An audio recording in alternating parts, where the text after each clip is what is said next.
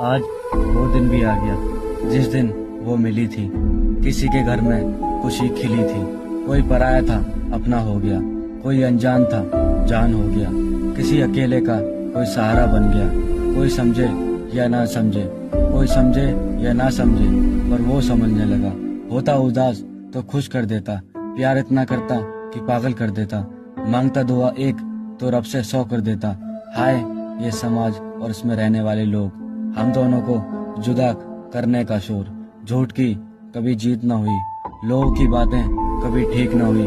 आज उनके बच्चे जिस हाल में हैं, सच बताऊं वो भी परेशान हैं। वो भी मेरी तरह बातें करते हैं।